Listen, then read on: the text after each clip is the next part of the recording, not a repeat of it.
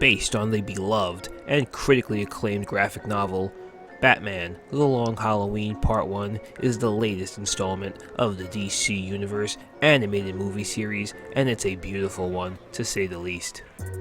Right off the bat, no pun intended, I was blown away by the art style of this movie. Using thicker, bolder lines to outline and animate the characters really gives this movie the look of a comic book come to life. Not like Sony's Into the Spider-Verse movie, but more in lines of a comic book panel in motion. It looks like a modern version of Batman the Animated Series, but whereas that was hand-drawn, obviously the majority of this film was made on computer, but it pulls off that comic book hand-drawn style really well, with only a few minor hiccups in animation. Mostly just some of the characters looking a little stiff in movement, but that's totally forgivable with just how gorgeous this movie looks. Gotham City in particular looks incredible. The perfect blend of old and new makes this Gotham City look timeless. When you picture how Gotham should look in your mind, chances are this is what you imagine. And I just really hope that DC continues using this art style for all future DC animated movies. It is that good. But enough about the art style. How's the story? Well, obviously the story follows the same story beats as the graphic novel it's based off of. Taking place in the Batman's early years as the Dark Knight, it's a thrilling murder mystery. Starting on Halloween night, there is a mysterious killer who is targeting and killing the corrupt underworld mobsters in the Falcone family. This killer is called Holiday, since all the killings happen on a holiday. Makes sense, right? Starting on Halloween night and ending on New Year's Day in part 1 of this two-part story, it is up to the world's greatest detective Batman, along with Captain James Gordon and DA Harvey Dent, to find and stop the Holiday Killer, so the Falcone family can be prosecuted the right way by the book.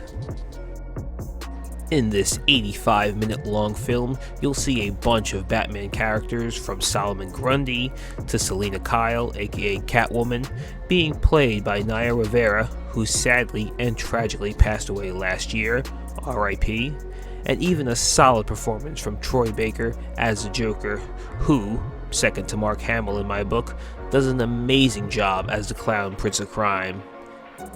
And then there's Jensen Ackles, who portrays the Batman in this movie, and also does a pretty solid job as the Batman, although I do wish he had differentiated his voice from Bruce Wayne to Batman like Kevin Conroy did in the classic animated series.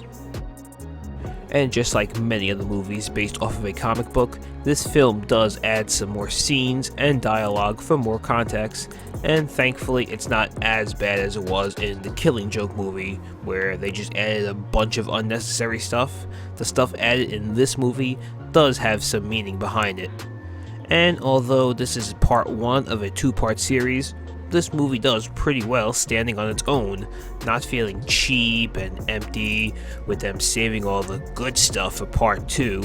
Part 1 has a satisfying twist and cliffhanger ending, making you crave more, and thankfully you won't have to wait too long as part 2 does release next month. It's also worth pointing out that part 2 is supposed to be rated R, whereas part 1 is PG-13. And although we do see quite a bit of blood and off-screen violence in part 1, I'm curious as to what we'll see happen in part 2 to make it earn its R rating. So overall, this is a really solid film and a breath of fresh air for DC animated movies. In terms of its art style, animation, and being an adaptation of a comic book to a movie, it pulls off all three really well, and I am excited and optimistic to see part 2. Fingers crossed they stick the landing. If I was to give part 1 a number rating, I'd say this movie is a solid 8 out of 10. And if part 2 continues in part 1's footsteps, then this is easily a 10 out of 10 two-part series. So anyway, that's my spoiler-free review of Batman: The Long Halloween Part 1. Have you seen the movie yet? Did you like it? Did you hate it? Or are you waiting for part 2 to release so you can watch both back to back and belly to belly? Let me know in the comments section down below. Please be sure to hit that like button, and if you're new, subscribe and turn on notifications so you never miss out on any new videos. And until next time, this is ELT signing